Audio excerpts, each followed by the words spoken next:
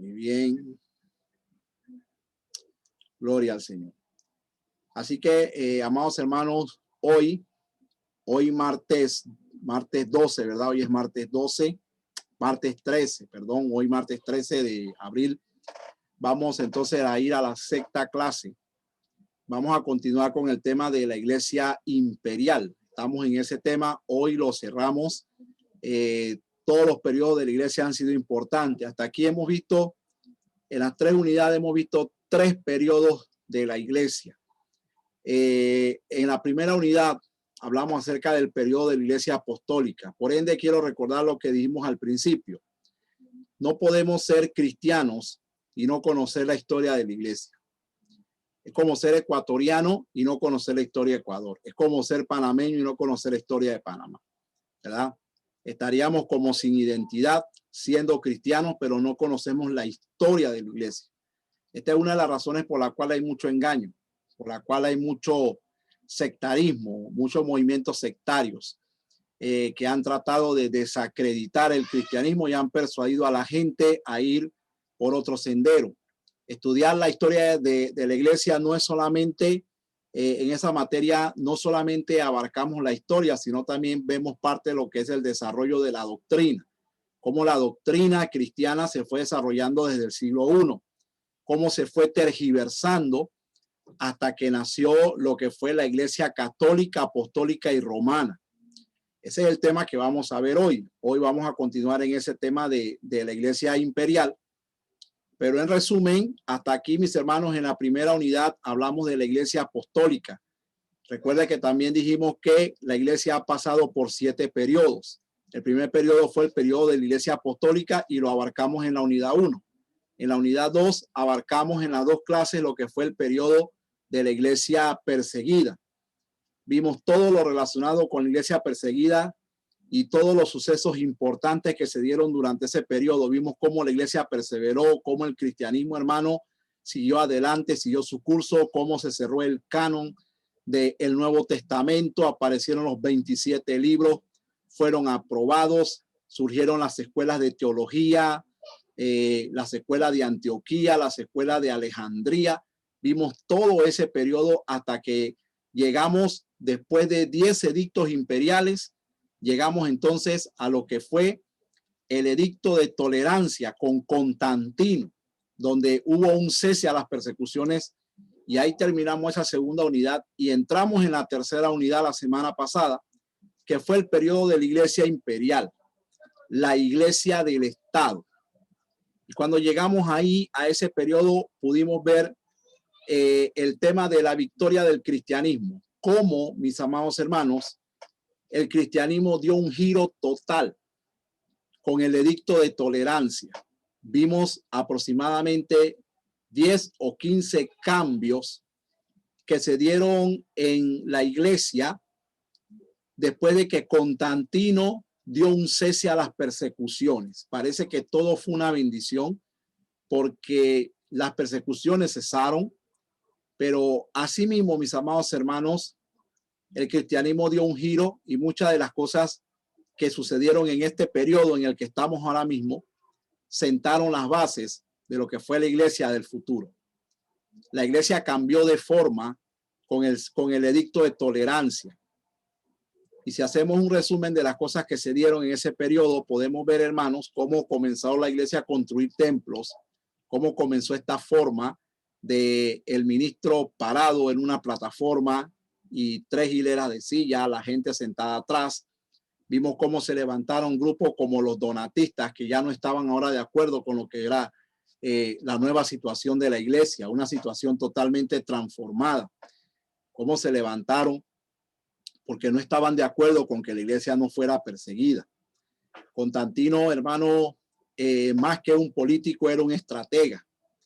Constantino buscaba ser un gobernante eterno para toda la vida, él y toda su familia, y para él las persecuciones dentro del imperio no le convenían. Él quería la paz del imperio, incluyendo hasta el sector religioso. Toleraba cualquier cosa con tal de él ser el emperador y ganar entonces la simpatía de la gente. O sea que el cese a las persecuciones no fue algo meramente religioso, sino más bien fue algo político. Vimos los cambios que se dieron y vimos, hermanos, cómo se dio una controversia fuerte después que la iglesia está en paz y la iglesia está en calma.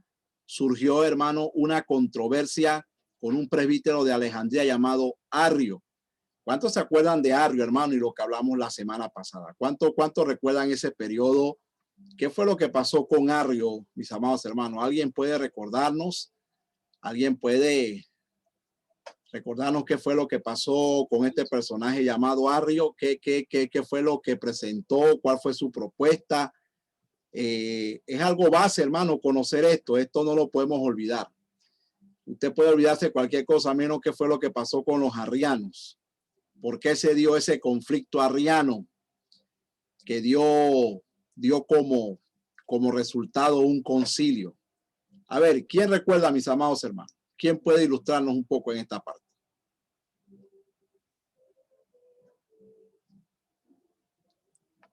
¿Alguien lo recuerda?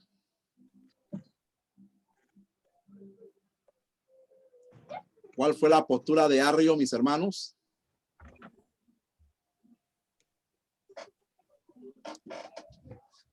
Pastor, buenas noches. Buenas noches, hermano Emilio. Bendiciones. Cuéntenos, ¿cuál fue la postura de Arrio? Arrio era un sacerdote de Alejandría. Ajá. Ya. Que él comenzó con algunas tendencias en cuanto a la doctrina. Entonces, él comenzó, por ejemplo, con las doctrinas cristológicas. Más o menos un poco más o menos lo que me acuerdo. Gracias, hermano. Está por ahí. ¿Quién recuerda cuál fue la propuesta de Arrio? ¿Qué argumentaba Arrio? ¿Cuáles fueron sus argumentos que dieron con... Aló, sí. ¿Alguien va a hablar? Sí, tengo un poco de información. Sustenta la unión en la cooperación del hombre, la divina, a través de la fe. Doctrina de inicio. A ver, parece que el hermano como que no tiene mucha señal. Por ahí. Parece que no tiene mucha señal. No le escuchamos bien, hermano. Se le congeló la imagen en ese momento. Bueno, Arrio propuso una doctrina donde Arrio dice que él estudió las escrituras y según Arrio llegó a la conclusión de que Jesucristo no era un ser eterno. Así lo recuerda, ¿verdad? No era un ser eterno, era un ser creado. No era igual que Dios, no tenía la misma sustancia de Dios, era un ser creado, por lo tanto no era Dios y tampoco merecía adoración. Y esto, mis hermanos, prendió las alarmas de la iglesia cristiana. Esto prendió las alarmas y un presbítero de Antioquía llamado Alejandro escuchó eso y dijo, no, tenemos que irnos a un debate. Y vinieron los obispos de toda la región del Imperio Romano. Hermanos, recuerden que el Imperio Romano abarcaba lo que era el Oriente y el Occidente, lo que era Europa y lo que era el Medio Oriente. El Imperio Romano abarcaba todo. Y al abarcar todo, cuando Constantino toma el poder, recuerden que Constantino estableció su reinado en Oriente, exactamente en un lugar llamado Estambul, que lo llamó Constantinopla. Ahí estableció Constantino su reinado. Y en ese sector de Oriente, la iglesia se convirtió en una sierva del Estado. El Estado gobernaba la iglesia. Y en Occidente, el sector de Europa, era la iglesia la que gobernaba el Estado. Entonces, ambas iglesias tenían diferentes situaciones. Entonces se convoca un concilio que se conoce como el primer concilio católico. Recuerde que la palabra católico significa universal. No se refiere exactamente a una religión. El primer concilio católico o primer concilio ecuménico para debatir acerca de la divinidad de Cristo. Ese concilio se llamó el Concilio de Nicea. Eso no se le puede olvidar a usted, hermano. El Concilio de Nicea. Y en el Concilio de Nicea se defendió la divinidad de Cristo. Los arrianos perdieron el debate y fueron sacados del imperio. Constantino los sacó del imperio. Años después, Constantino los trajo otra vez al imperio. Ellos evangelizaron los pueblos bárbaros. Los pueblos bárbaros eran los que estaban afuera del imperio romano, afuera de los contornos del imperio romano. Eran los pueblos bárbaros, estaban allá afuera. Y cuando los arrianos fueron sacados de los sectores del imperio, los arrianos evangelizaron a los pueblos bárbaros. Atención a esta información, porque cuando los pueblos bárbaros invadieron el imperio romano ya venían evangelizados. Preste la atención a ese detalle. Ese dato es importante en esta clase. Entonces, hermano, posteriormente Constantino, al final de su muerte, vuelve a traer nuevamente a los arrianos al imperio. Y Constantino es ministrado por los arrianos al final de su muerte. Constantino se bautiza al final de su muerte, pero Constantino muere en una fe arriana. Hermanos, todos los argumentos y postulados del arrianismo, yo dije que hoy estaban vivos todavía y hay una iglesia arriana moderna que predica la doctrina de Arrio. ¿Recuerdan cuál era su nombre, hermano, de esta iglesia? Los testigos de Jehová. Los testigos de Jehová. Los testigos de Jehová, hermano, son la iglesia arriana moderna. Y Constantino murió en esa fe. Constantino murió en la fe arriana. Fue bautizado prácticamente en los últimos días de su vida. Entonces Constantino muere y ahora la historia continúa con los hijos de él y son datos importantes que vamos a ver en este tema. Vamos a ver qué pasó a la muerte de Constantino. Le sucedieron sus tres hijos, Constancio II, Constante y Constancio. Vamos a ver, Constantino II, Constante y Constancio. Fueron los tres hijos de él que le sucedieron después de su muerte. Y entre estos tres hermanos hubo una guerra entre estos tres hijos de Constantino. Todo el imperio romano estaba fragmentado. Fue una de las causas que al final también debilitó al imperio en su caída. El imperio romano estaba fragmentado. El imperio era muy grande. Y en todas las regiones, hermano, habían emperadores. Solamente que había un emperador que era el mayor de todos. Y los emperadores salían del poder cuando morían o cuando los asesinaban. Así salían del poder nada más. Escuche, cuando se morían o cuando los asesinaban. Y cuando un emperador moría, cuando el principal emperador moría, todos los emperadores querían tomar el poder y cada emperador venía con su grupo y se mataban, hermano, entre ellos. Y el que, hermano, ganaba, ese era el nuevo emperador. Así se nombraban los emperadores en el imperio romano. Entonces los hijos de Constantino parece que heredaron esa tendencia entre ellos, porque entre ellos hubo problemas. Dice que a Constancio II le tocó la región de Galias, Gran Bretaña, España y Marruecos. A Constancio le tocó la mayor parte del oriente. Y los territorios de Constante quedaron en medio de los dos hermanos, pues le correspondió el norte de África, Italia y algunos territorios del norte de África. Así quedó dividido el imperio romano cuando Constantino muere. Dice que al principio la nueva situación favoreció a los nicenos, pues el mayor de los tres hijos de Constantino favorecía su causa e hizo regresar del exilio a Atanasio y a los demás. ¿Por qué? Porque cuando Constantino trajo a los arrianos al imperio de nuevo, entonces exilió a los nicenos. Qué tremendo esto. Exilió a los nicenos. Esto era, hermano, ellos exiliaban a la gente así cada vez que no estaban de acuerdo con ellos. Pero dice que cuando estalló la guerra entre Constantino II y Constante, Constancio quedó reinando. él solo en el oriente y estableció su política en beneficio de los arrianos. Entonces, otro hijo de Constantino ahora beneficiando a los arrianos.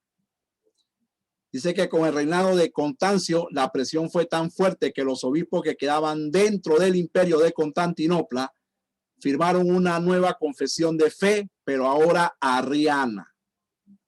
Con Constancio, el sector del oriente donde se defendió la divinidad de Cristo, ahora firmaron una fe arriana. Dice que una vez más Atanasio y los otros nicenos se vieron obligados a partir al exilio. Guerra, hermano, de poderes, guerra política. La religión también se entremezcla en esto. Y entonces, hasta aquí, ya en este tercer periodo de la iglesia, podemos ver, hermanos, cómo la situación de la iglesia entonces comienza a cambiar. Hay un antes y un después. Hay una iglesia perseguida que está perseverando. Es una iglesia de fe en medio de esto, pero con el edicto de tolerancia, donde está el cese a las persecuciones, una serie de situaciones ahora entran a la iglesia y la iglesia comienza a cambiar toda su forma. Voy a pedirle a la hermana Verónica Cornejo que nos lea esta diapositiva, por favor. A la muerte de Constantino, los soldados asesinaron a la parentela del emperador para que ninguno tomara el poder que le correspondía a los hijos. Se cree que Constancio, el último de sus hijos, fue quien estuvo detrás de estas masacres. Sin embargo, perdonó la vida a uno de sus primos llamado Juliano, quien a su muerte tomaría el poder sin mayores problemas. Juliano sería el último de la generación de Constantino en el poder. La política de Juliano consistió, por una parte, en restaurar la pérdida en gloria del paganismo y por otra en impedir el progreso del cristianismo. Interesante, gracias hermana. Interesante, ¿verdad? Porque cada uno de los hijos de Constantino tuvieron sus hombres y masacraron a todos los demás para que ellos solo se quedaran en el poder. 2 de ellos se matan, hermano, y queda uno, favorece a los arrianos, pero uno dice que perdonó la vida a uno de su parentela, que fue Juliano. Se cree que este fue Julio César, uno de los últimos emperadores.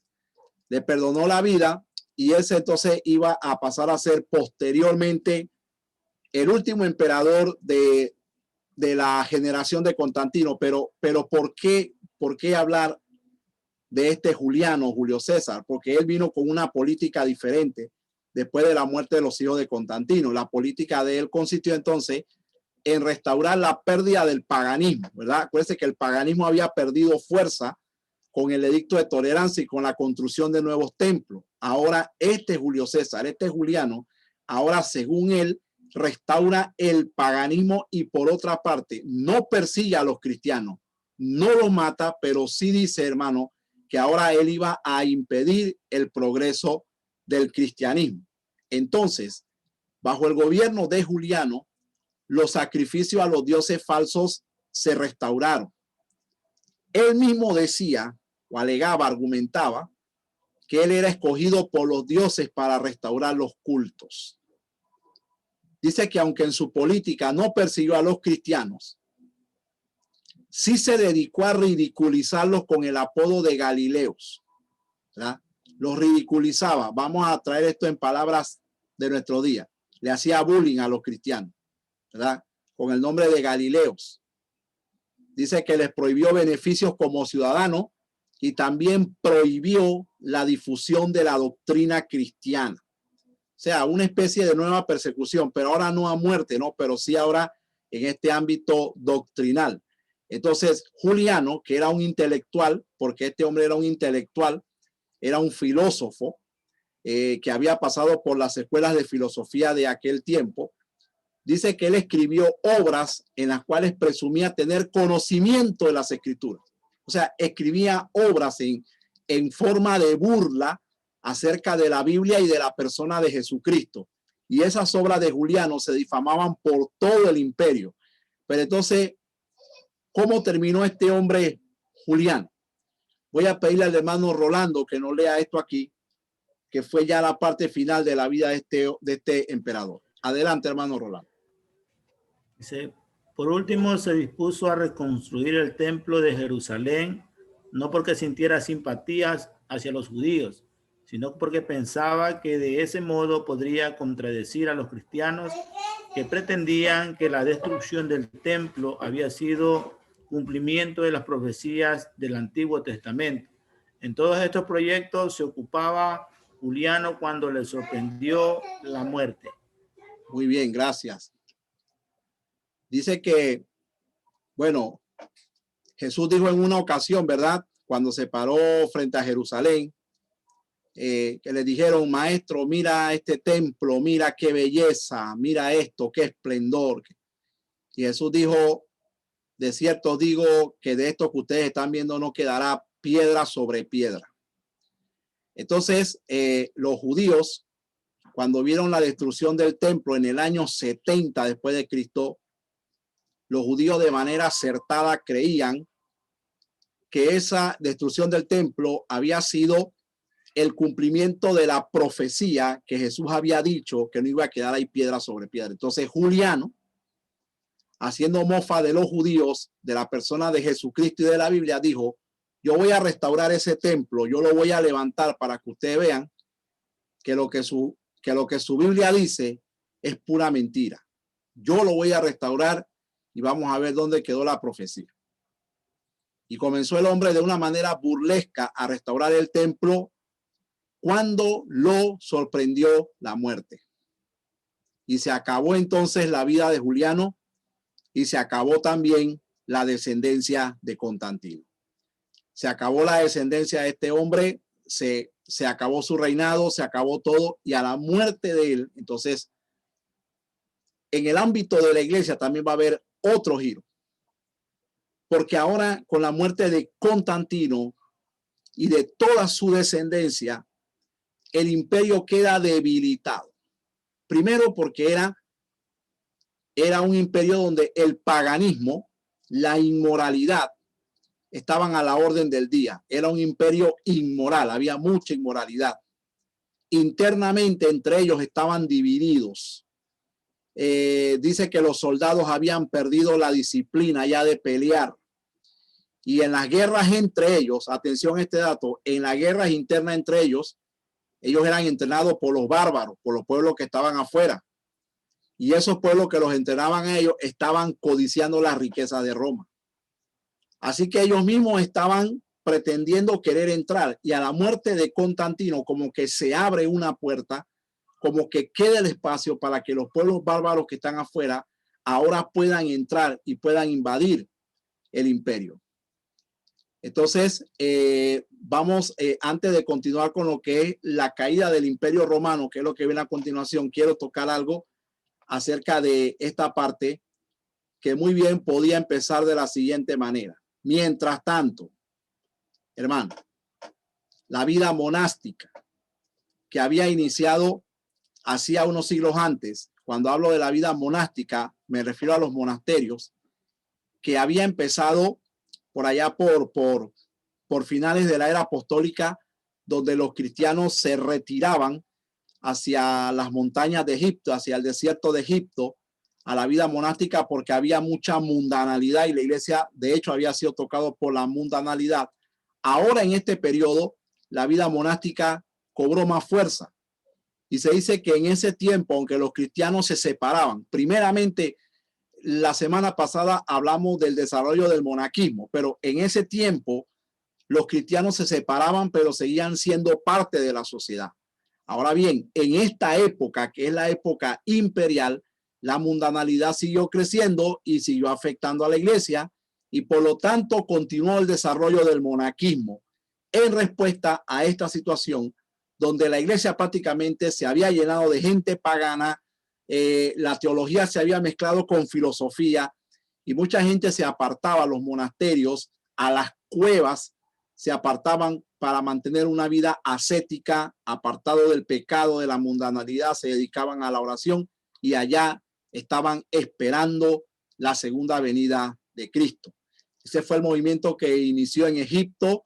Durante esa época, mis amados hermanos, primero comenzó en Egipto, pero ahora en la época imperial, el monaquismo se desarrolló por todo el oriente y por todo el occidente. O sea, en toda en todo lo que era el territorio del Imperio Romano, ahora había monasterios por todas partes.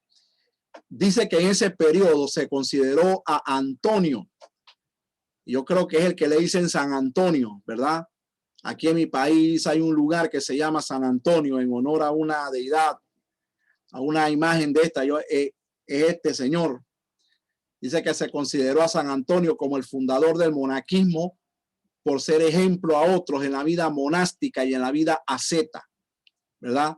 Un hombre que se apartaba, oraba, escribía, y él se convirtió en un ejemplo de vida separada para todos los que estaban allá. Dice que en las formas de vida monástica estaban los anacoretas y los cenobitas.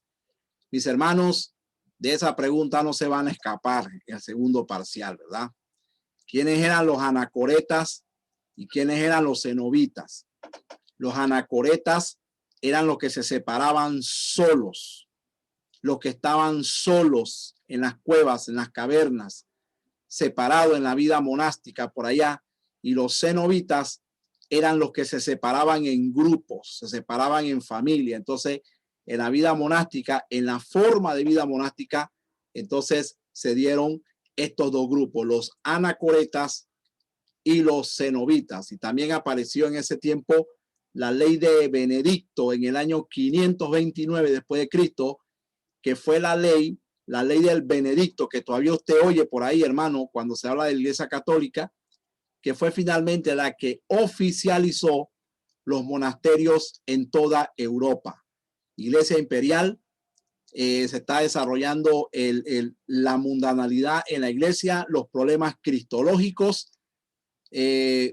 diversidades de teologías y filosofía, pero la vida monástica, mis amados hermanos, también se está desarrollando por causa de lo que estaba pasando, hasta que en el año 529 ya se oficializa lo que son los monasterios en toda Europa. También, hermanos, en ese periodo comienza a darse lo que es el desarrollo del poder papal, el desarrollo del poder de la Iglesia de Roma. ¿Por qué? Porque el imperio de Constantino cayó. Este es un tema bien importante en esta parte de la Iglesia imperial. Mis amados hermanos, ¿hasta aquí hay alguna pregunta? ¿Algo que no se haya entendido? ¿Algo que quieran aportar?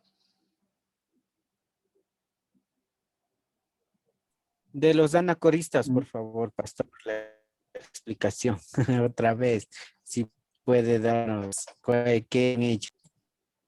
Los anacoretas, se le llamaba anacoretas porque eran personas que se separaban solos. Ellos estaban solos en las cuevas, eran ejemplo de vida ascética, o sea, vida separada, separados totalmente del mundo, de la mundanalidad. Vivían una vida de oración, de reflexión bíblica.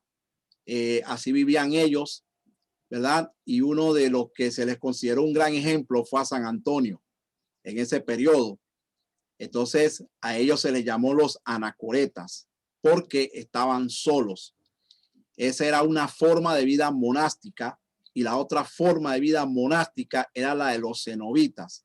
Los cenobitas eran personas que se separaban, pero se separaban en grupos, se separaban en familia, iban a una caverna, a un desierto, se separaban y hacían su vida separado de la mundanalidad. Y todo esto lo hacían esperando el retorno de Cristo. Por eso lo hacían. Entonces los anacoretas, los que estaban solos en la vida monástica, y los cenobitas, los que estaban en grupo en la vida monástica. ¿Alguna otra pregunta, pastor? Sí, cómo no, hermano Emilio. El arrianismo en aquel entonces era una de las cosas que tenía que combatir o el cristianismo frente a las doctrinas que ellos decían. Ahora, si llevamos a este tiempo, ¿qué es lo que está combatiendo la iglesia? ¿Con qué clase de teorías está enfrentándose la iglesia de hoy en día? Bueno, hermano, lastimosamente hay algo que le está haciendo a la iglesia daño en ese sentido, en la pregunta que usted hace. Yo le decía a los hermanos la semana pasada en la clase de religiones comparadas, yo le decía a ellos que el neopentecostalismo no es el pentecostalismo. Entonces, lastimosamente, la iglesia cristiana, la iglesia que tiene doctrina, la iglesia pentecostal, como que se ha contaminado con el neopentecostalismo. Las iglesias neopentecostales, hermanos, que hoy parecen ser en su mayoría, no tienen cuerpo de doctrina, no tienen una teología unificada, sino más bien se manejan a través de opiniones. Y si usted se pone a ver, ellos son los que más sobresalen hoy. Entonces se ha perdido ese sentido de defender la sana doctrina, y hoy estamos en una pasividad donde la gente dice, todos somos hijos de Dios. No hay que criticar a nadie, no hay que señalar a nadie, hay que respetar. O sea, y esta falsa tolerancia que se ha metido ha permitido que las doctrinas falsas sigan su rumbo. Hoy, hermano, una de las doctrinas que está bien abandonada por la iglesia es la doctrina de la cristología. Lastimosamente, la iglesia está más ocupada en tener que en defender la sana doctrina. Ahora, por eso, hermano, yo siempre que oro en la clase, yo oro pidiendo al Señor que lo que ustedes reciban aquí no solamente sea para información, sino también para ayudar a otros. Porque hoy, hermano, difícilmente usted se encuentra una conferencia. Vamos a poner una conferencia acerca de la importancia de la cristología en la iglesia. O sea, ¿por qué defender la doctrina cristiana? Usted no encuentra eso, pero usted sí encuentra testigos de Jehová reuniendo gente en estadios y en gimnasios para enseñar a su manera quién es Jesucristo. Eso sí, aquí en Panamá eso sí se ve. Pero la iglesia como que no, la iglesia como que está pasiva en esa parte y no debería de ser. No debería de ser. Yo pienso que todos los que están en seminarios teológicos y bíblicos, yo pienso que estamos aquí para hacer la diferencia y no debemos de salir de aquí guardando todo lo que aprendemos, porque es muy importante la doctrina cristológica, porque ahora vamos a ver aquí en este tema cómo surgieron otros problemas, además del arrianismo, cómo surgieron otros problemas como el apolinarismo, el nestorianismo, la teotocos, la cristotocos, el unitarismo, o sea, cómo se dieron otros problemas, y son problemas que hasta hoy tienen a la iglesia dividida.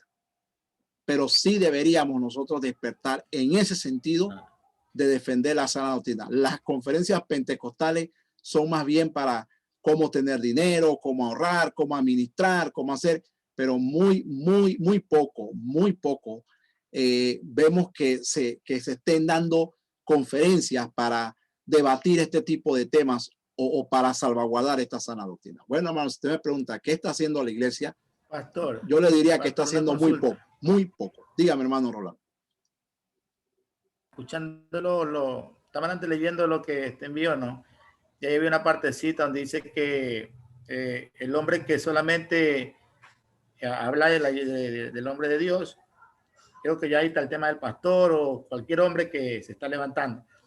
Según ese pedacito que se me queda, que leí, habla que el hombre que empieza a tener dentro de la iglesia y se olvida que atrás hay necesidad, dice, no es de Dios, dice en esa parte, según lo que te acaba de decir, ¿no? En las conferencias más lo llevan a hablar de tema de dinero, de la prosperidad, lo que te va a dar Dios, lo que necesita Dios.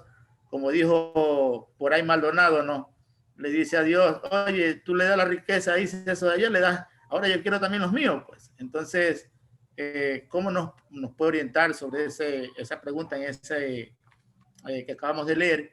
Bueno, que lo estaba leyendo y se me quedó ese pedacito. O sea, si vemos que la iglesia va creciendo y el hombre se está olvidando de los que necesitan a lo personal, ¿cómo podemos ayudar a esas personas? ¿O cómo esa persona puede ayudarse en sí mismo a salir de la cajita de dinero para ayudar a los demás y ser parte de Dios? Porque según ahí lo que está escrito, Dice que el hombre que se empieza a llenar de riquezas no es de Dios. Está escrito ahí en lo que usted mandó para estudiar sobre el libro de los Hechos 2:42, creo que está basado en esa pregunta. El comentario de William Barclay. El comentario de William Barclay. Sí, sí, hermano, lo que pasa es que ya esto, como le dije al hermano Emilio, esto ya se ha hecho una tendencia en el cristianismo, ¿verdad? Que ser cristiano es sinónimo de tener, tener y tener. Y si no tienes, es porque estás mal con Dios. Entonces, esto se ha hecho una tendencia. Entonces, yo pienso que nosotros como nueva generación, como personas que nos estamos formando, yo creo que ahora tenemos el rol, hermanos, de romper ese paradigma. Mire, yo, hermano, fui a Cuba en el año 2019 yo estuve predicando en Cuba. Y hermano, yo le voy a decir, a Cuba le dicen el paraíso misionero olvidado. Yo fui a Cuba, hermano, y estuve 15 días predicando en Cuba de manera clandestina. Hermano, un país a donde nadie te va a dar una ofrenda, donde más bien tú tienes que esconderte, porque cuidado que te agarran. Y hermano, fue difícil estar allá, pero a la vez fue gratificante poder ir a sembrar. Yo me fui a Cuba con 2 maletas y regresé con las maletas vacías, nada más que con mi ropa sucia regresé yo de Cuba. Y estar con ellos. Y yo no fui a La Habana, hermano. Yo no fui a La Habana donde está el turismo. Yo fui a 5 pueblos pobres. Esos lugares tú no te vas a encontrar ningún neopentecostal, apóstol, profeta. Tú no te encuentras ninguno de ellos ahí, hermano. Entonces nosotros no nos podemos olvidar. Yo fui con la maleta llena y todo lo que estaba ahí yo lo regalé. Todo, hermano, todo. Regalé ropa, corbata, camisas mías. Llevé maletas con jabón, con pasta dental, toallas sanitarias para mujeres, tantas cosas, hermano, tantas cosas. Y yo, hermano, regresé de allá con el corazón partido. Y como ya le dije, hermano, son lugares a donde nadie va a ir así porque quiere. Tiene que moverte el amor para tú llegar allá. Y no hay peor ciego que el que no quiere ver. La Biblia dice, hermano, que la fe hoy la han convertido en una fuente de ganancia. Lastimosamente, la riqueza han hecho que se revele el corazón de mucha gente que al principio decía tener amor, pero que hoy nos damos cuenta que no tienen ningún amor en el corazón. Allá en Cuba, un hermano me dijo, pastor, yo estuve en Miami. Dice que él estuvo en Miami y se congregó en la iglesia de Guillermo Maldonado. ¿Y sabe qué él me dijo? Él me dijo, pastor, yo se lo digo con toda confianza. Todos los que se congregan con Maldonado viven en la pobreza. Todos. En esa iglesia no hay gente rica y todos viven en la pobreza y el único rico es él. Entonces, por eso son puros incautos, hermano. Son puros incautos. Y me dijo cuánta mentira se movía en esa congregación. Entonces, hermano, nosotros para romper eso, nosotros tenemos que empezar a enseñar la sana doctrina. Y yo le voy a decir algo, enseñar la sana doctrina cuesta, porque cuando usted enseña la sana doctrina, usted va a ver gente que se le va a ir de su iglesia. Hay gente que se va a ir porque hay gente que no va a soportar la sana doctrina. Hay gente que anda porque tienen comezón de oír, no porque realmente quieran a Dios, que tienen comezón de oír nada más. Entonces, donde hay sana doctrina, usted va a ver gente que se va a ir. Pero los que son de Cristo, hermano, se van a quedar. Los que son de Cristo van a perseverar. ¿Cómo romper eso? Hermano, tenemos que convertirnos en iglesias bíblicas, punto. Tenemos que convertirnos en iglesias bíblicas donde nosotros le enseñemos a la gente que amen la palabra. Mire, hermano, usted sabe por qué yo no he salido de la iglesia donde yo estoy pastoreando. Yo no he salido porque a mí Dios me dio la bendición de poder ser fundador de esa congregación. Y voy para 16 años de estar ahí y la congregación ya va para 100 personas. Ya estamos creciendo así en un lugar difícil. Y déjeme decirle, hermano, la gente está subiendo con una formación donde ellos aman la palabra de Dios. Usted llega ahí a predicar cualquier cosa que no es de Dios y ahí inmediatamente hasta los niños se van a dar cuenta que usted está hablando, hasta los niños se dan cuenta que usted está hablando lo que no es cierto. Ahí hasta los niños le comentan a su padre en converso lo que yo predico. Por eso yo no he querido salir, porque es una congregación que yo estoy levantando, ¿verdad? Estoy levantando y ahí, hermano, ya tengo muchachos muy jóvenes que ya predican y vienen en la línea de la sana doctrina. Pablo le dijo a Timoteo, sé ejemplo tú. Mandó a Timoteo a que él mismo fuera ejemplo de lo que él predicaba. Entonces nosotros estamos necesitando gente con teología, pero que también sean ejemplo a otros. Y esa es la manera en que podemos ayudar, hermanos, a los que vienen detrás. Esa es la manera en que podemos hacerlo, con conocimiento y con ejemplo también. Así que gloria a Dios. Gloria al Señor. Sí, pastor, estamos en uno de los objetivos principales del seminario, ¿no? Es aprender las bases fundamentales para enseñar la sana doctrina, es el objetivo. Entonces, vivimos en un mundo tan globalizado donde cada persona se identifica con la identidad que tiene, porque el mundo ofrece como un mercado de identidades, donde cada cual puede ofrecerse. Ahora, en ese pensamiento, ¿dónde? Porque sabemos que comienza por la cautividad de la mente. Todo. ¿Dónde, en qué momento el error se convierte en una herejía? Bueno, el error se convierte en una herejía cuando no se corrige, ¿verdad? Porque el punto está en que mucha gente mira el error como algo superficial. Hermano, el error no se puede mirar como algo superficial o como algo liviano, porque el error ya es un problema. Si el error no se corrige teológicamente, vamos a llegar a la herejía.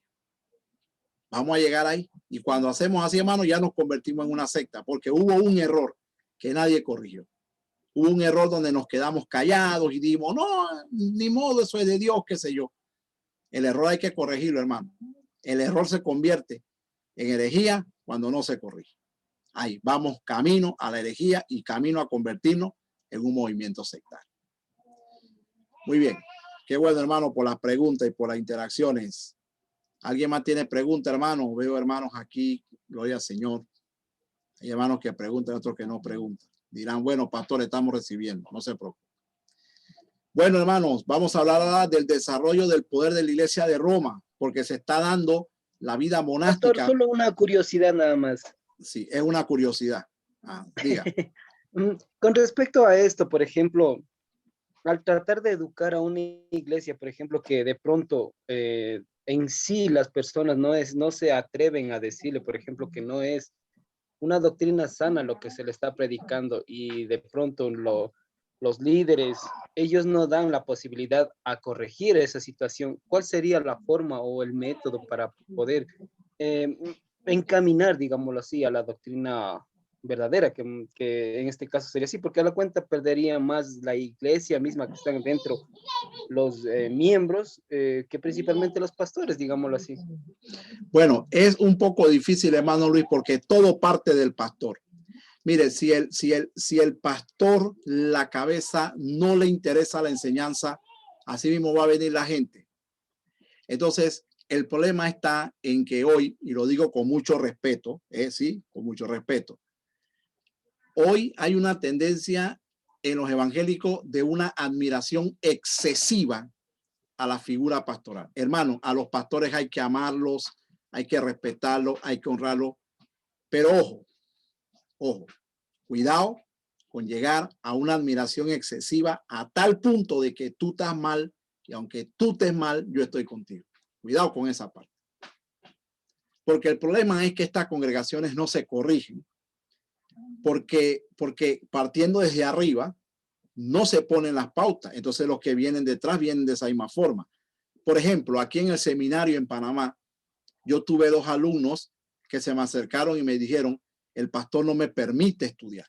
¿Cómo? El pastor no te permite. O sea, que yo sepa, el pastor no es tu papá, como para decir que él no te permite a ti prepararte. Porque aquí los pastores tienen que firmar una orden de entrada. Y yo le dije, hermano, esto no puede ser. Esto no puede ser. Usted se está preparando para servir al Señor. El pastor no quiere. El pastor no quiere. Hermano, y no vinieron más. No vinieron más al seminario. Están por ahí están por ahí haciendo nada, sentados solamente a merced de lo que le dice. No volvieron al seminario por el temor. Y uno de ellos me dijo, llorando, se lo digo por testimonio, me dijo llorando, pastor, yo quisiera cambiarme para su iglesia. Yo le dije, véngase para acá. Hablé con su pastor, con todo respeto, dígale que usted se va a cambiar, véngase para acá. Y acá yo le permiso para que usted se siga preparando y todo. Y no sé qué pasó y se quedó con su pastor. Todo parte desde ahí. Si yo como pastor no me interesa la enseñanza, el desarrollo, la teología, mi gente va a venir así. Pero si yo soy un pastor que creo en esto, yo voy a motivar a mi gente. Yo los voy a motivar a que ellos también se preparen. Es lo que estoy haciendo yo con mi congregación. En mi congregación los estoy motivando a que se preparen. Porque le estoy diciendo, viene un tiempo más difícil del que estamos viviendo. Entonces, antes de darle el pase a la hermana Evelyn, que levantó la mano, ya voy, hermana Evelyn. El creyente tiene que tener mucho criterio para tomar una decisión y decir, bueno, a mí en esta congregación no me permiten prepararme. Entonces, una solución con mucho cuidado y con mucho respeto es cambiarse de ministerio. Si usted está en un ministerio que no le permite a usted prepararse o que le controla de esta forma, que usted tiene prohibido venir a un seminario como este, cámbiese de ministerio. Cámbiese de ministerio y desarrolle su ministerio en otra parte. Hermana Evelyn. Buenas noches, pastor y compañeros. Mi pregunta es, ¿qué pasa cuando yo veo que en la congregación, en la iglesia que estamos asistiendo, no hay un crecimiento de parte, digamos, en el caso de los jóvenes? Veo que no se da la oportunidad para que haya ese desarrollo y aparte, solo permiten que los varones estén trabajando al frente. Entonces, hay una frustración porque solo se les da la oportunidad a los varones, pero a las mujeres dicen no, no se puede, cosas así.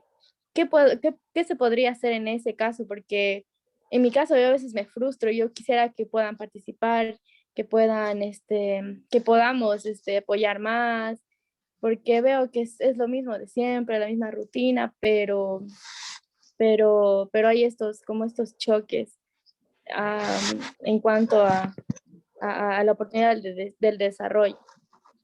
Una pregunta, hermana. ¿Usted es líder de joven allí? No. Verá, lo que pasa es que yo vengo de una iglesia, Asambleas de Dios, de Riobamba, pero tras la pandemia yo vuelvo a la ciudad donde yo soy, que es Macas. Entonces, para seguirme congregando, asisto a una iglesia en donde es otra doctrina. Pero igual estoy apoyando, pero fue un cambio de iglesia porque regresé acá a la ciudad donde yo soy. Pero mi anhelo es volver a mi iglesia, si Dios permite, en Riobamba. Yo asistí a Riobamba y seguir sirviendo y apoyando. En esa iglesia estaba apoyando con los jóvenes, pero acá es otra denominación, entonces hay esos choques y a veces no sé si fue buena idea el haber ido a esa iglesia, pero bueno, por algo quizás Dios me mandó a ese lugar, pero en mí está ese choque de que hay un estancamiento, de que no permiten desarrollar, no se da la oportunidad a la mujer para hacer nada. Y veo que siguen en lo mismo, ya pasan los meses y sigue el mismo estado espiritual, se podría decir.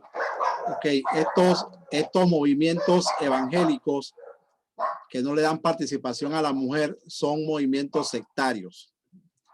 Hasta donde yo sé, Iglesia Pentecostal Unida, Iglesia Doctrinal, Iglesia Luz del Mundo, algunas bautistas que no le permiten a la mujer hacer nada.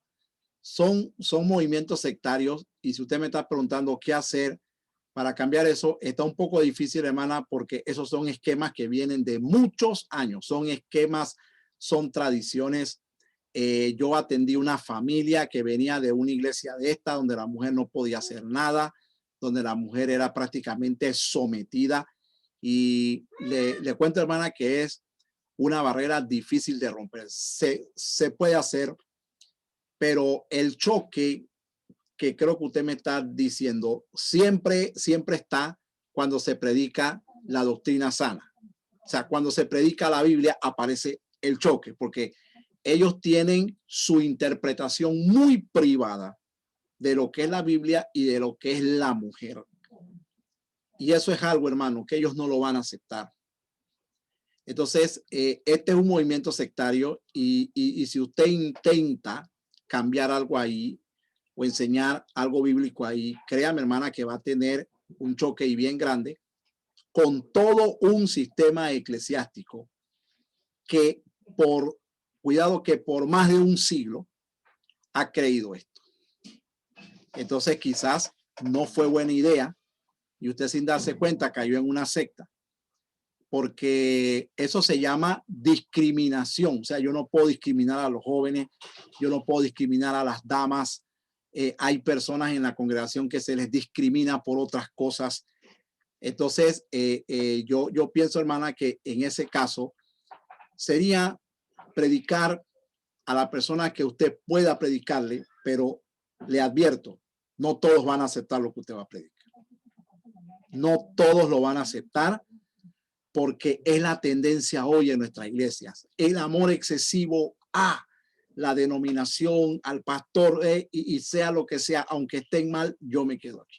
Esta es una tendencia hoy que yo me he encontrado con esta tendencia aquí en Panamá, con muchas personas, a tal punto que la manipulación se da al grado de que el pastor sepa y dice, les prohíbo ir al seminario. Y no vienen. Y no vienen. Yo tuve 2 alumnos que están sentaditos en su iglesia porque el pastor, como su papá, les prohibió que ellos fueran a un seminario. Y entonces, hermana, yo le recomendaría a usted que se buscara una iglesia mejor de sana doctrina. Porque mire, hay algo muy importante dentro de la iglesia que estanca el crecimiento de la iglesia. Mire, a veces no es tanto las metodologías. Se lo voy a decir por experiencia propia. Y yo también aquí en Panamá soy profesor de administración de la iglesia y es uno de los temas, uno de los puntos que yo he incluido en administración de la iglesia. Las relaciones humanas. Cuando una iglesia tiene problema de relaciones humanas, no va a crecer. No va a crecer. La gente necesita ir a una iglesia donde se sienta amada, apreciada, donde sientan que es importante. En mi iglesia yo le he dicho a los hermanos, por favor, que no llegue una persona nueva aquí que ustedes no la reciban. Si yo no la he visto, pues no la he visto, pero ustedes tienen que recibirla. Yo salgo a predicar y veo una persona nueva. ¿Ya lo recibieron? Sí, qué bueno, ya lo recibieron. Entonces lo recibo yo. Pues, las relaciones humanas son muy importantes dentro del cuerpo de Cristo. Y no puede ser una iglesia donde los hombres sí y las mujeres no. Donde este grupo sí y los jóvenes no. Eso trae lo que usted está diciendo, frustración. Usted mencionó esa palabra, frustración. ¿Por qué? Porque ahí hay un problema de relaciones humanas. Y si hay algo que el ser humano no soporta, es que lo desprecie. El ser humano no soporta ni el desprecio ni que lo estén ignorando. El ser humano no soporta eso, que estemos todos en un grupo, pero de aquí para acá sí y de aquí para acá no. El ser humano no soporta eso. No lo soporta. Y eso no es un ejemplo cristiano, porque vimos a Cristo, el maestro de maestros, el Dios creador del cielo y de la tierra, relacionándose con todos los extractos de la sociedad. Entonces, como una iglesia hoy dice que las mujeres no y los hombres sí. O sea, yo le recomiendo, hermana, que se cambie de ministerio. Que no tenga miedo. Cámbiese de ministerio y vuelva a su iglesia de la Asamblea de Dios, a donde esta tendencia no está. Y si puede usted ganar a alguien, hágalo con toda confianza. Amén. Qué bueno. Amén. Muchas gracias, pastor. Gloria a Dios. Muy bien, hermanos. Se dio el desarrollo del monaquismo, pero también el desarrollo del poder de la iglesia de Roma. Recuerden que Constantino y sus descendientes mueren. Entonces, en Occidente, la iglesia de Occidente comienza a tomar el poder, el control ya de lo que es todo el imperio. Entonces, Constantinopla primero había desplazado a la ciudad de Roma como capital del mundo. Entonces, a través de ese periodo, mientras Constantino está allá, y él es el que gobierna la iglesia, acá en el otro lado, la iglesia está ganando el prestigio ella por su propia cuenta. Entonces, el obispo de Roma, ahora llamado Papa, reclamaba el trono de la autoridad sobre el mundo cristiano, porque ya no estaba Constantino. Quería que se le reconociera como la cabeza de la iglesia en toda Europa, al oeste del mar Adriático también, todos estos contornos. Los obispos que presidían ciertas ciudades se les llamaba metropolitanos y después se les llamó patriarcas. Mientras tanto, el obispo de Roma se adjudicó el título de papa, que fue padre, y después se modificó nuevamente a papa. Mire, hermano, lo que va a comenzar por aquí. Ahora, al final se limitó a escoger entre el patriarca de Constantinopla y el papado de Roma. ¿Por qué? Porque en todas las ciudades había un papa. En Alejandría, en Antioquía, en África, en Etiopía, en Grecia, en Rusia, en todas las ciudades había un papa que mandaba. Al final, solamente se disputó entre el de Constantinopla y el de Europa para ver cuál de los dos iba a ser el papa, la cabeza de la iglesia. Imagínense eso, hermano. Se estaban peleando ser la cabeza de la iglesia, cuando la cabeza de la iglesia, ¿quién es? Es Cristo. Es la cabeza de la iglesia, ¿verdad? Dice que Roma reclamaba para sí autoridad apostólica. Según ellos, eran la única iglesia que decía poder mencionar a los 12 apóstoles y sus fundadores. Y estos los mayores de los apóstoles, San Pablo y San Pedro. Creo que es la segunda carta de Pedro que dice que Pedro estuvo en el sector de Roma cuando el templo de Jerusalén fue destruido. Entonces ellos alegaban que por el simple hecho de que Pedro un día estuvo en Roma, entonces era romano y era la cabeza de la iglesia, pero no hay ninguna parte en la Biblia que sustente eso o que diga que Pedro dejó algún sucesor en Roma. O sea, no. Pero ellos, por el simple hecho de que Pedro estuvo en Roma, ellos entonces discutían o argumentaban que Pedro era la cabeza de la iglesia y había sido el primer papa de la iglesia. Allí surge la tradición de que Pedro fue el primer obispo de Roma y se citaban dos textos del Evangelio de Mateo 16, 18 y 19. Tú eres Pedro y sobre esa roca edificaré mi iglesia y las puertas de Hades no prevalecerán contra ella. Pero ustedes saben, hermano, que en esa cita bíblica la roca a la cual Cristo se refiere no es a la persona de Pedro, es a la confesión que él hizo del Hijo de Dios. Ellos usaron este texto y dijeron, bueno, esta es la prueba de que Pedro es la cabeza. Y hermanos, nació el papado en la iglesia de Roma. Entonces, el término papa que hoy se emplea en el occidente para referirse exclusivamente al obispo de Roma, no siempre tuvo ese sentido. Papa era un término de cariño, ¿verdad? Era un término de cariño, como a cualquiera se le dice licenciado sin ser licenciado. Doctor, ¿cómo está doctor? Sin ser doctor. Bueno, la palabra en sí no quiere decir papá y es por tanto un término de cariño y de respeto. En la época antigua se le aplicaba a cualquier obispo distinguido, papa, sin importar para nada si era o no obispo de Roma. O sea, eso no importaba. Por eso usted encuentra en la historia muchos papas, cantidades de papas. No todos eran romanos, no todos eran de la iglesia romana, porque era un título de cariño.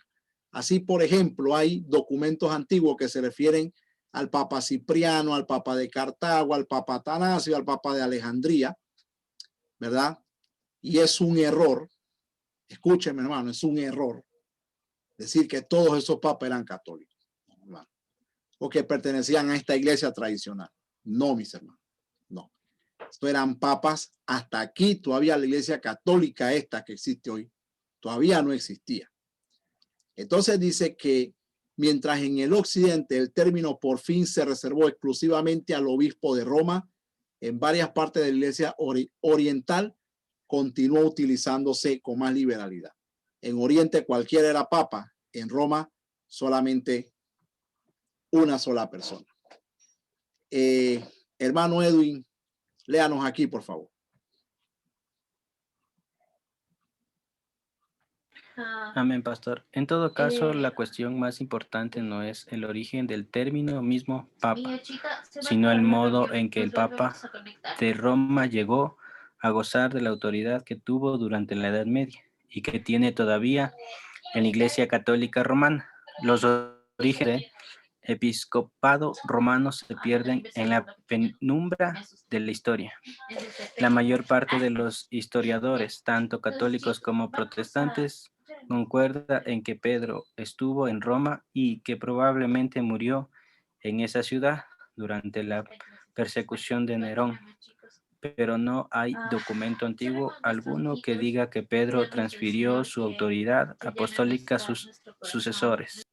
Ok, gracias, hermano. De eso no hay, de esto, de que él dejó una sucesión apostólica o que él dejó a alguien como cabeza de la iglesia. O sea, de eso no hay, hermano, ninguna evidencia de eso. Esto fue, vamos a decirlo así, en palabras concretas y correctas.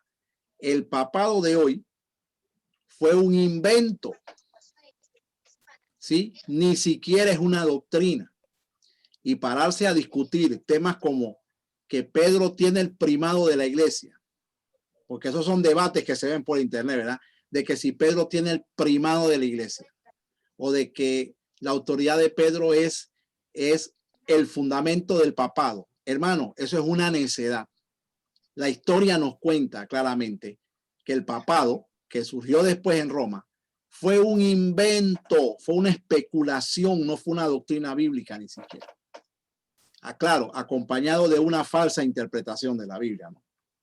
Como cualquier otro movimiento sectario. Entonces, mientras tanto, también se está dando en Europa lo que es la invasión de los bárbaros, la invasión de los pueblos bárbaros que están tratando de entrar. Mientras que está la iglesia peleándose por el papado, mientras que están los monasterios, también están los pueblos bárbaros que están ya tratando de entrar. Ya el imperio está debilitado. No hay un gobierno civil prácticamente dentro del imperio romano porque ya el imperio de Constantino cayó y el imperio estaba debilitado por las constantes divisiones y la constante guerra entre sus propios políticos. Entonces ya los bárbaros, hermanos, comenzaron entonces a invadir el territorio. Los pueblos bárbaros, cuando entraron a el imperio, ellos se situaron en 10 rincones del imperio y se formaron 10 pueblos: los hunos, los ostrogodos, los vándalos, los gerulos, los visigodos. Bueno, son 10 pueblos y esos 10 pueblos hoy se conocen como Alemania, Francia, Suiza, España. O sea, cuando el imperio romano cae y los bárbaros invaden, entonces nace lo que hoy se conoce como Europa. Entonces, cuando los bárbaros invadieron el imperio, la iglesia de Occidente comenzó a seguir su curso muy distinto a la del Oriente. Dice que en el Oriente el imperio siguió existiendo y los patriarcas continuaron supereditados a él. En el Occidente, mientras tanto, el imperio desapareció y la iglesia vino a ser el guardián de lo que quedaba de la vieja civilización. Atención, mis hermanos. Cae el imperio romano y del imperio romano no queda nada, solamente la iglesia que estaba ahí. Solamente la iglesia. Entonces, cada pueblo bárbaro tenía su propio gobierno según su cultura y la iglesia ahí dentro se convierte en una cultura que también, entonces el Papa pasa a ser prácticamente un gobernador de lo que es el imperio romano. Entonces, él llega a tener gran prestigio, llega a tener gran poder. ¿Por qué? Porque los bárbaros entraron sin fuerza, porque los bárbaros habían sido evangelizados por los arrianos. Entonces, cuando los pueblos bárbaros entran, la iglesia no tiene ningún problema con ellos, sino que ellos cada quien se establece en su asentamiento y la iglesia que está ahí también ahora comienza a convertirse también en un grupo político. Bien, se dieron otras controversias, hermanos. Escúchenme. Mientras tanto, también se dieron controversias cristológicas que comenzaron a dividir a la misma iglesia en ese mismo periodo. Miren lo que surge ahora. Surge un punto de vista que se llama el monofisismo. Hermano Granda, léanos lo que es el monofisismo, hermano. Atención a esto.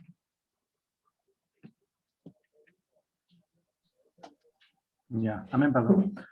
El monofisismo o eutoquismo, posición de Eutoquio, un monje de Constantinopla que argumentó que en Jesucristo solo existía la naturaleza divina.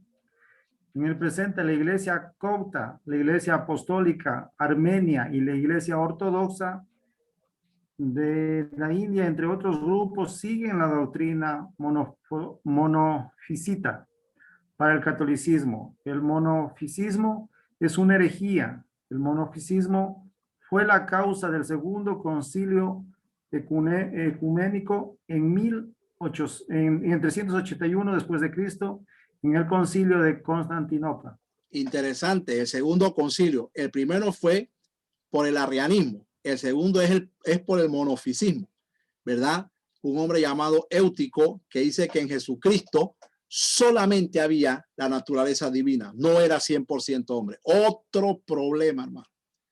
Otro problema que llevó entonces a un concilio y este problema no se arregló.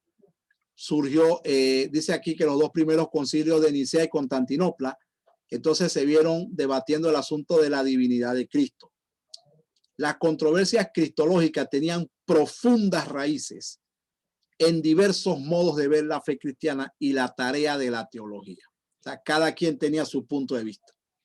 En los primeros siglos de la historia de la iglesia empezaron a surgir distintos tipos de teologías en diversas regiones del imperio. En el oriente, estas dos posiciones pueden describirse refiriéndose a las dos grandes ciudades que desde tiempo antiguo habían sido los principales centros de la actividad teológica, Antioquía y Alejandría. Cada quien tenía un punto de vista diferente en cuanto a la persona de Jesucristo. Entonces ya hasta aquí se habían dado dos concilios. Uno que estaba negando la divinidad de Cristo y otro que estaba negando su humanidad. Negaba su humanidad y solamente entonces aprobaba su divinidad. Eso fue el monofisismo. Mientras tanto, en la escuela de Alejandría, el cristianismo era mayor que la filosofía platónica, que era el gnosticismo, y gozaba de gran aceptación.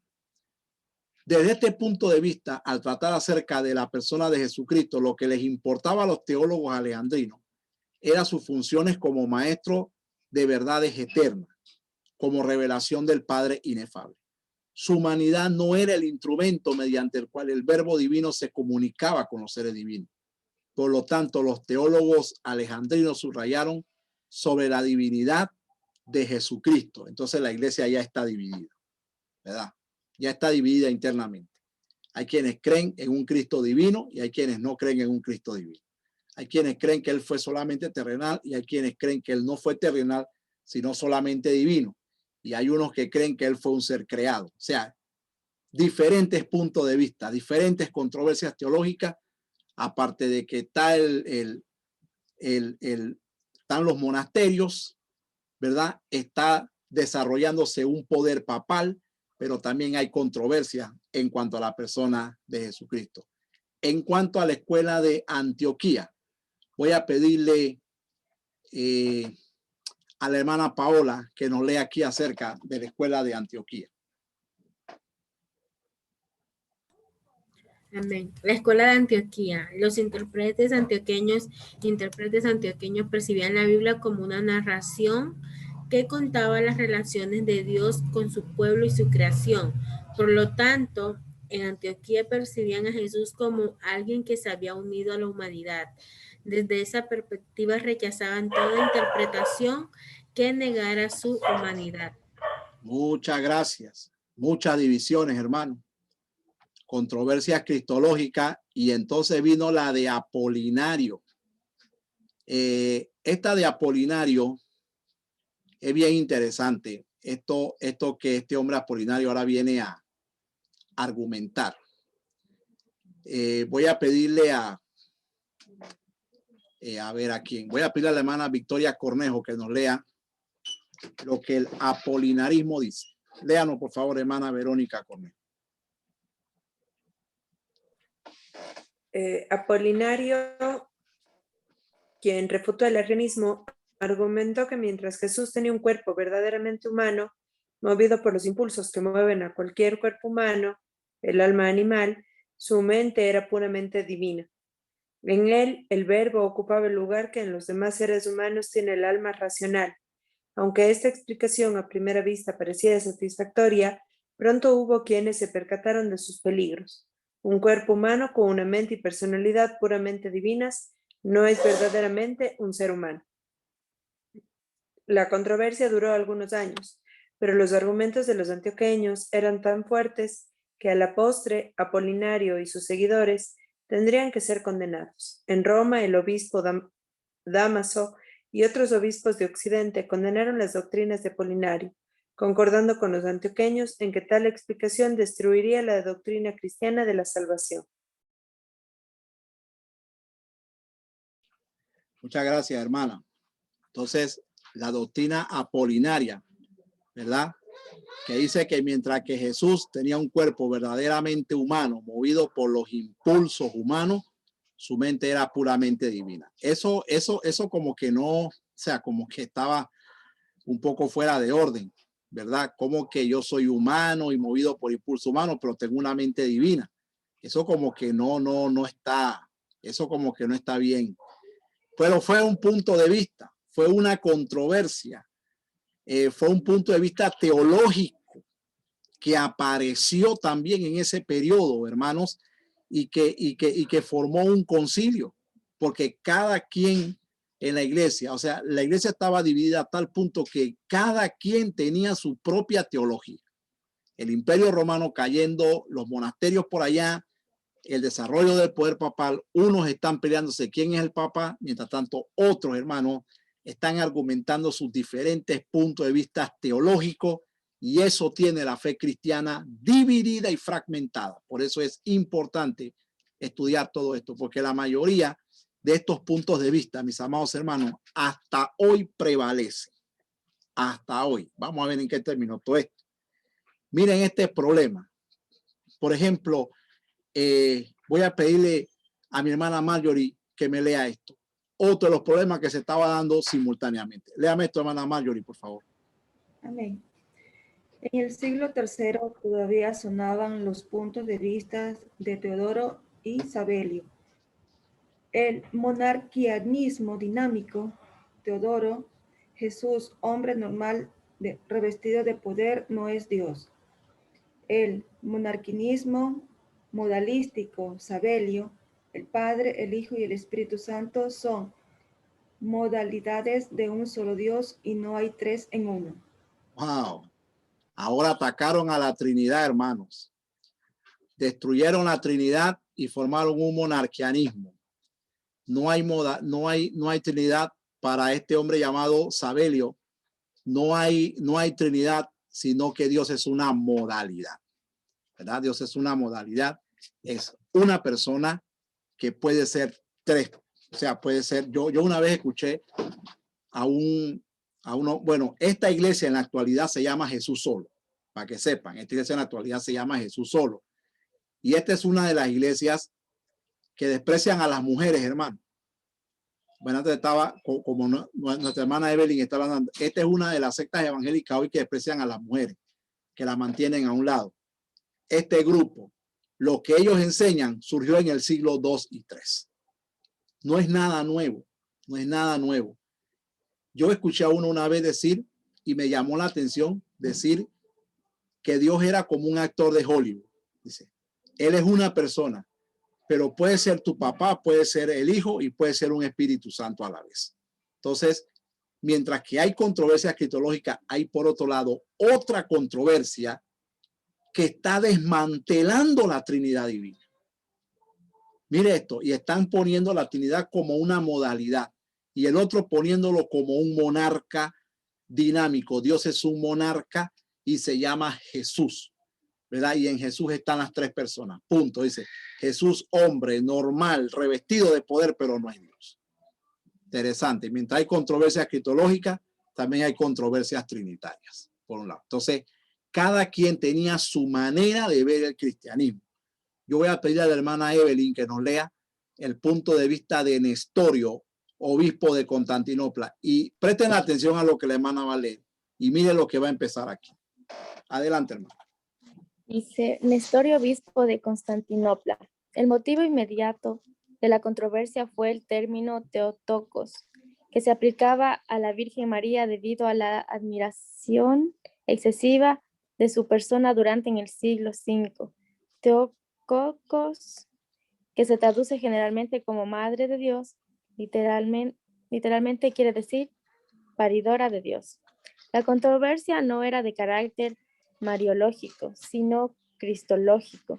Lo que estaba en juego no era quién era la Virgen María o qué honores se le debían, sino quién era el que había nacido de María y cómo debía hablarse de él. Gracias. Con Nestorio se da el tema de la Theotokos, la mujer que parió a Dios. ¿Qué le parece, hermano? La Theotokos, entonces aparece Nestorio, en todo el escenario aparece Nestorio, dice, yo tengo otra idea mejor, dice Nestorio. Bueno, para ustedes saber quién es Jesucristo, hay que ir a ver quién lo parió. Ahora, déjenme decirle algo, hermanos. Una de las cosas que fomentó, voy a darle este dato, porque aquí ya voy a terminar y voy a terminar esta clase la otra semana porque está bien interesante y creo que no vale la pena que corramos. Escucha lo que voy a decir. En el siglo I hablamos de las catacumbas. ¿Cuántos recuerdan cuando hablamos de las catacumbas, verdad?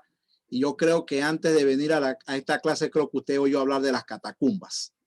Las catacumbas donde dice que son los lugares donde los cristianos se escondían. Bueno, escuchen bien lo que yo voy a decir de la catacumba. Las catacumbas eran lugares donde los cristianos se escondían, pero también eran lugares de culto. Allá hacían culto cristiano. No siempre fueron escondites.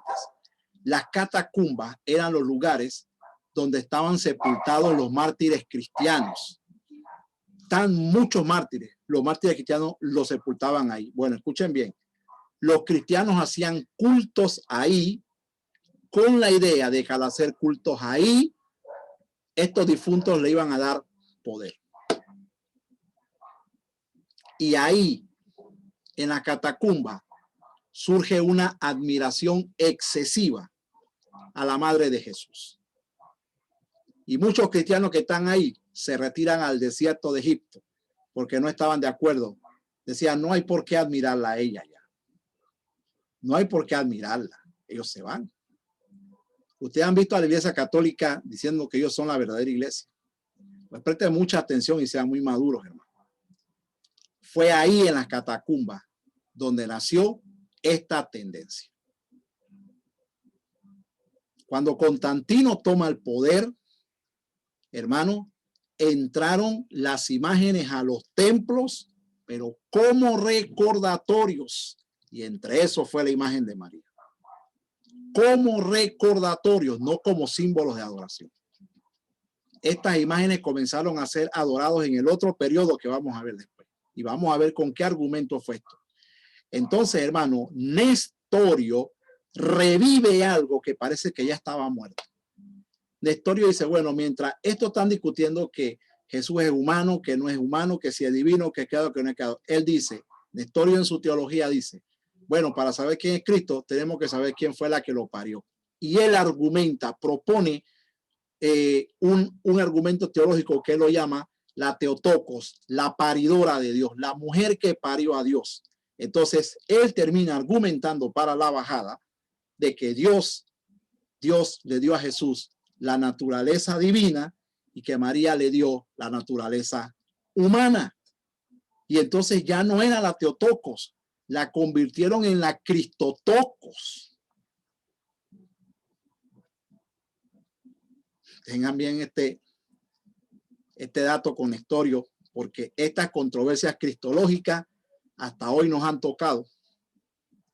Porque hoy tenemos tantas denominaciones. Bueno, hermano, interesante conocer los problemas que se dieron en este periodo. Porque la mayoría de los problemas que hoy tenemos no son nuevos, surgieron acá. Surgieron acá. Los problemas que tenemos con la Trinidad surgieron acá. Surgieron en estos periodos. Entonces, el arrianismo surgió acá. El adventismo del séptimo día, ese tema del adventismo, eso es del siglo XVI. Eso no es nuevo del siglo XX. Eso es del siglo XVI, esa doctrina adventista del séptimo día. Entonces, mis amados hermanos, vamos a quedar aquí con Nestorio y la próxima semana continuamos, terminamos este tema hasta llegar al punto donde la iglesia entonces terminó llamándose católica, apostólica y romana.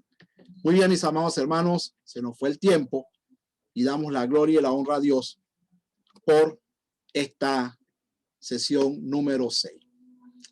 Amén. Entonces vamos a orar para despedir y vamos a detener la grabación.